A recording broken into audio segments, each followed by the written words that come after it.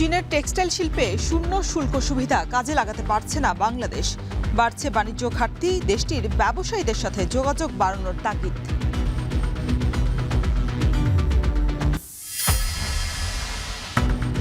চট্টগ্রাম নগরীর 22টি ট্যানারির মধ্যে চালু আছে মাত্র একটি। কোরবানির মৌসুমে সড়কেই পড়ে নষ্ট হচ্ছে পশুর চামড়া।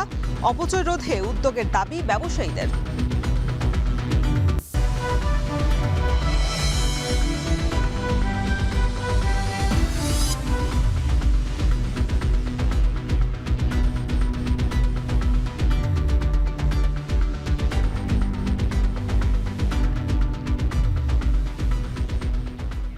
স্বাগত এখন বাজারে। পুরো আয়োজনে আপনাদের সাথে আছি আমি শরীফ রওশন। বাংলাদেশের বৃহত্তম বাণিজ্যিক অংশীদার চীন। দুই দেশের দ্বিপাক্ষিক বাণিজ্য ছাড়িয়ে গেছে $19 বিলিয়ন। বাণিজ্য ভারসাম্যও আছে বড় পার্থক্য। অর্থনীতিবিদরা বলছেন এই ঘাটতি কমাতে চীনা বিনিয়োগের বিকল্প নেই। শূন্য শুল্কের সুবিধা কাজে লাগানোর পাশাপাশি বিনিয়োগের ক্ষেত্রেও অবকাঠামো এবং আমলাতান্ত্রিক জটিলতা নিরসন করতে হবে। কামরুল হাসান জনির প্রতিবেদন। চীনের সঙ্গে 50 বছরের বাণিজ্যিক সম্পর্ক বাংলাদেশের।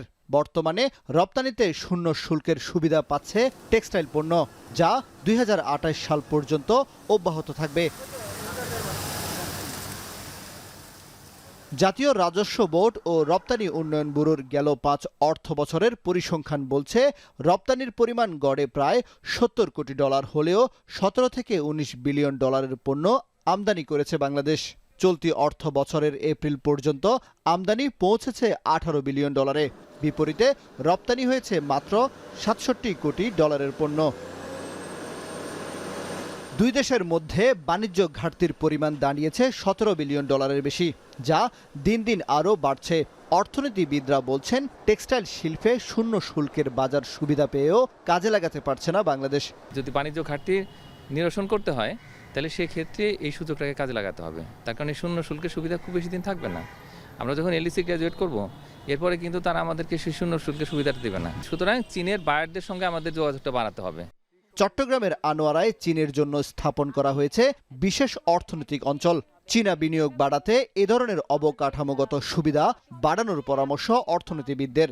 চায়নার সাথে বাংলাদেশের একটা খুব গুরুত্বপূর্ণ সম্ভাবনার জায়গা রয়েছে, সেই জায়গাটাকে নিয়ে কাজ করা দরকার এবং সেই জায়গাগুলোতে কিভাবে চাইনিজ বিনিয়োগকারীদের আমরা এখানে আনতে পারবো, সেখানে আমাদের অবকাঠামোগত কিছু সমস্যা রয়েছে এবং আমাদের আমলাতান্ত্রিক জটিলতা রয়েছে। আন্তর্জাতিক এই সম্পর্ক বিশেষজ্ঞ বলছেন, চীনের সঙ্গে অর্থনৈতিক সংযুক্তি ও প্রতিরক্ষা সহযোগিতা বাড়াতে ভারসাম্যপূর্ণ অবস্থান নিতে হবে বাংলাদেশকে। বাংলাদেশ একটা জায়গাকে হাইলাইট করে করতে পারে, সেটা হচ্ছে যে রাইট টু ডেভেলপমেন্ট, যে বাংলাদেশের যে ধরনের উন্নয়নের প্রয়োজন আছে সেই কারণে যে কোনো দেশ থেকে সহযোগিতা বাংলাদেশের প্রয়োজন। ফলে আমাদের এই বার্গেনিংয়ের জায়গাটাকে পরিষ্কার করে দিতে হবে যে আমাদের কতগুলো রেড লাইন থাকবে। বাণিজ্য ঘাটতি কমাতে বস্ত্র, চামড়াজাত পণ্য, ঔষধ ও কৃষি পণ্য চীনা বাজারে আরও প্রবেশাধিকার নিশ্চিত করার তাগিদ বিশেষজ্ঞদের। কামরুল হাসান জনি, এখন, ঢাকা। ধর্মীয় এবং ঐতিহ্যগত কারণেই চট্টগ্রামে সারা বছর তুলনামূলক বেশি চামড়া সংগ্রহ হয়। এই সম্ভাবনাকে ঘিরে একসময় নগরীতে গড়ে উঠেছিল 22টি ট্যানারি, কিন্তু সময়ের ব্যবধানে এখন চালু আছে মাত্র একটি। ফলে প্রতি বছর কোরবানির মৌসুমে চট্টগ্রামের বিভিন্ন সড়কেই পড়ে থাকতে দেখা যায় অবিকৃত এবং নষ্ট হওয়া পশুর চামড়া। জাতীয় সম্পদের এমন অপচয় রোধে কার্যকর উদ্যোগের দাবি জানিয়েছেন ব্যবসায়ীরা। শোয়েব রহমানের প্রতিবেদন। প্রতি বছরের মতো এবারও চট্টগ্রাম সহ দেশের বিভিন্ন স্থানে কাঙ্ক্ষিত দাম না পাওয়ায় বিপুল পরিমাণ পশুর চামড়া নষ্ট হয়ে সড়কে পড়ে থাকতে দেখা গেছে। পরে এসব চামড়া অপসারণ করতে হয়েছে সিটি কর্পোরেশনকে। বিনামূল্যে লবণ বিতরণ সহ সরকারের নানা উদ্যোগ থাকলেও জাতীয় এই সম্পদ সংরক্ষণে তার কার্যকর প্রতিফলন দেখা যাচ্ছে না বলে অভিযোগ সংশ্লিষ্টদের। একসময় চট্টগ্রামে 22টি ট্যানারি থাকলেও বর্তমানে চালু রয়েছে মাত্র একটি। একইভাবে প্রায় 130 জন আড়তদারের সংখ্যা কমে দাঁড়িয়েছে 25 থেকে 30 জনে। আড়তদারদের অভিযোগ, ট্যানারি মালিকরা চামড়া কিনে নিয়ে বছরের পর বছর বকেয়া অর্থ পরিশোধ না করায় মূলধন সংকটে পড়েছেন তারা। ট্যানারি মালিকরা আছে আমাদের কাছ থেকে ওই দামে নেয় না, ওরা নেয় মনে করে 30 টাকা, 35 টাকা, 40 টাকা ফুডের মধ্যে নেয়। তো ফুডের মধ্যে ওই নেওয়ার কারণে আমরা রোকসানা করি। চামড়া নষ্ট হওয়ার আরেকটি বড় কারণ পর্যাপ্ত সংরক্ষণ সুবিধার অভাব। সরকারি উদ্যোগে আধুনিক সংরক্ষণ ব্যবস্থা গড়ে তোলা গেলে জাতীয় এই সম্পদ রক্ষা করা সম্ভব বলে মনে করছেন আড়তদাররা। যান জমাট সৃষ্টির কারণে এখানে এসে আসতে বিলম্ব হয় ও বিলম্বর কারণে চামড়ার ফিটনেসটা একটু নষ্ট হয়ে যায়। যদি আমাদের স্মৃতিতে কোলেস্ট্রল গল সরকারে এবং আমাদের জন্য এটা অনেক আন্তরিত হবে। চামড়া সংরক্ষণে সহায়তা দিতে গত বছরের মতো এবারও মাদ্রাসা, এতিমখানা ও লিল্লাহ বোর্ডগুলোর জন্য বিনামূল্যে লবণ বরাদ্দ দিয়েছে সরকার। এর মধ্যে চট্টগ্রাম জেলায় বরাদ্দ দেওয়া হয়েছে সর্বোচ্চ 1005 টন লবণ। তবে ব্যবসায়ীদের দাবি, শুধু লবণ সরবরাহ করলেই হবে না, মৌসুমি ব্যবসায়ীদের কাছ থেকে চামড়া সংগ্রহ, সংরক্ষণ, পরিবহন এবং ট্যানারিতে বিক্রি পুরো প্রক্রিয়ায় তদারকি নিশ্চিত করতে হবে। কাঁচা মালটা যদি আমরা কেনার পরে যদি ওনারা রাখার ব্যবস্থা করে, ওনাদের মারফতে বিক্রি করে, তাহলে দিন দিন ব্যবসায়ীরা বাড়বে, এই দেশের সম্পদটা নষ্ট হবে না। সংশ্লিষ্টদের মতে মাঠ পর্যায়ে নানা উদ্যোগ নেওয়া হলেও সাভার চামড়া শিল্পনগরীতে কেন্দ্রীয় বর্জ্য শোধনাগার বা সিইটিপি পুরোপুরি চালু এবং ট্যানারিগুলোর এলডব্লিউজি সনদ অর্জন নিশ্চিত না হলে রপ্তানি আয়ের উচ্চাভিলাষ বাস্তবায়ন কঠিন হবে। শোয়েব রহমান, এখন, চট্টগ্রাম। সাবেক রাষ্ট্রপতি এবং বিএনপির প্রতিষ্ঠাতা জিয়াউর রহমানের মৃত্যুবার্ষিকী উপলক্ষে ঢাকা মহানগর উত্তর এবং দক্ষিণের 16টি স্থানে দুস্থদের মাঝে খাবার এবং বস্ত্র বিতরণ করা হয়েছে। এতে অংশ নিয়ে প্রধানমন্ত্রী তারেক রহমান বলেন, জিয়াউর রহমান মানুষের ভাগ্য পরিবর্তনের যে রাজনীতি শুরু করেছিলেন, বর্তমান সরকারের হাত ধরেই তা বাস্তবায়ন করা হবে।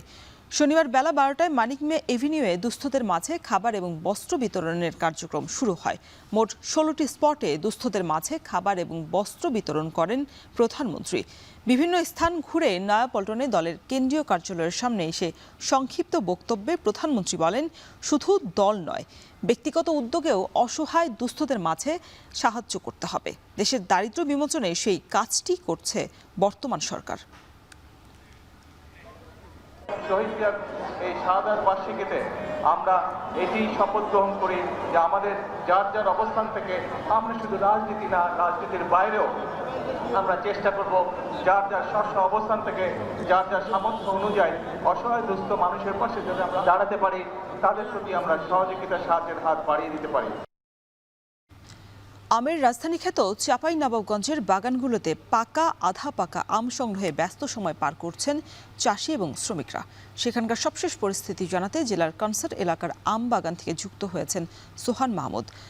সোহান, আম সংগ্রহের কার্যক্রম কেমন দেখছেন? এবার ভালো দাম পাওয়া নিয়ে কি বলছেন আম বাগান মালিকরা?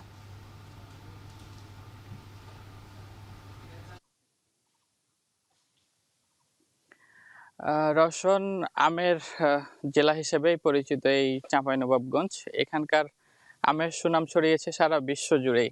এবারও তার ব্যতিক্রম হয়নি, গাছে গাছে দুলছে বেশ কিছু সুস্বাদু আম। ইতিমধ্যেই গুটি আম সংগ্রহ শুরু হয়েছে, বিপণন করছেন এখানকার চাষিরা। এখন আমরা যে বাগানটিতে রয়েছি, এই চাঁপাইনবাবগঞ্জ জেলার শিবগঞ্জ উপজেলার সবচেয়ে যেখানে বেশি আম উৎপাদন হয়, কানসাট। এখানে খিরসাপাত আম গাছ থেকে নামানো হচ্ছে।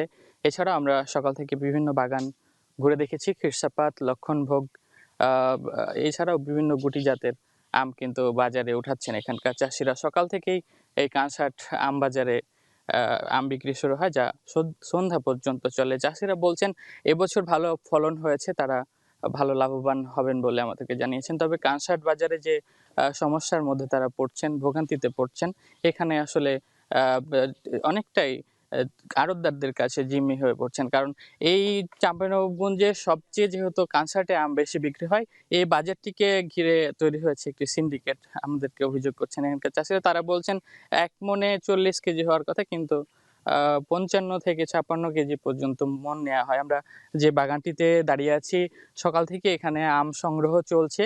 এখন প্রায় 8:30 বাজে এই আমগুলো কানসার্ট বাজারে উঠাবেন এখানকার চাষিরা।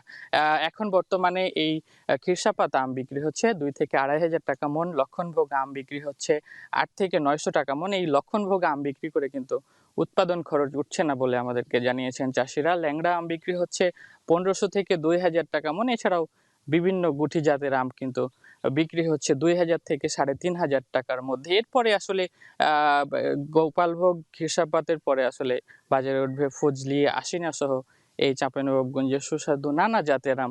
এরপরে আসলে এই এখন থেকে প্রায় 4 থেকে 5 মাস পরে এই আমের সিজন শেষ হবে বলে আমরা জানতে পেরেছি। রওশন, এই ছিল চাঁপাইনবাবগঞ্জের আম বাগান থেকে আমার কাছে আম সংগ্রহের সবশেষ। চাঁপাইনবাবগঞ্জ থেকে যুক্ত ছিলেন সোহান মাহমুদ।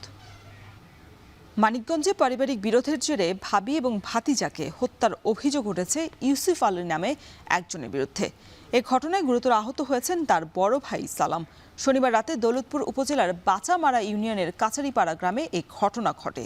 নিহতরা হলেন সালামের স্ত্রী আমিনা এবং তাদের 2 বছরের ছেলে আসলাম।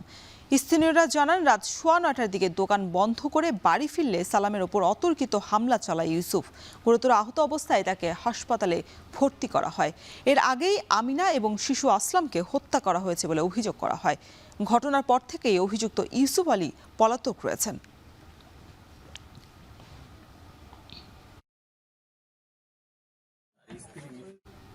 নোয়াখালীতে জমি দখলকে কেন্দ্র করে 2 পক্ষের সংঘর্ষে রাকিব হোসেন নামে এক ব্যক্তি নিহত হয়েছেন। আহত একজনের অবস্থা এখন আশঙ্কাজনক। শনিবার রাত 11:30টার দিকে বেগমগঞ্জ উপজেলার শরীফপুর ইউনিয়নে এই সংঘর্ষের ঘটনা ঘটে। স্থানীয়রা জানিয়েছেন, জমি দখল সংক্রান্ত বিরোধকে কেন্দ্র করেই এলাকায় মামুন গ্রুপ এবং রাকিব গ্রুপের মধ্যে দীর্ঘদিন ধরেই দ্বন্দ্ব চলছিল। শনিবার রাতে উভয় পক্ষের মধ্যে কথা কাটাকাটির এক পর্যায়ে সংঘর্ষের সূত্রপাত হয়। সে সময় প্রতিপক্ষের হামলায় রাকিব গ্রুপের কয়েকজন গুরুতর আহত হন। পরে হাসপাতালে নিয়ে গেলে চিকিৎসক রাকিব হোসেনকে মৃত ঘোষণা করেন। আরও একবার স্বাগত এখন বাজারে। এবার আন্তর্জাতিক। ইরানের বিরুদ্ধে যুদ্ধ পুনরায় শুরু করতে যুক্তরাষ্ট্র পুরোপুরি সক্ষম বলে সতর্ক করেছেন মার্কিন প্রতিরক্ষা মন্ত্রী পিট হেগসেট।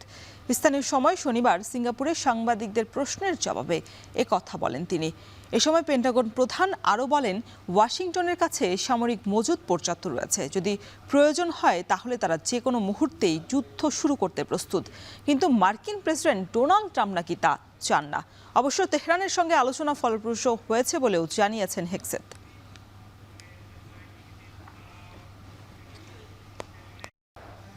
এই ছিল এখন বাজারের আয়োজন। এতক্ষণ সঙ্গে থাকার জন্য সবাইকে ধন্যবাদ।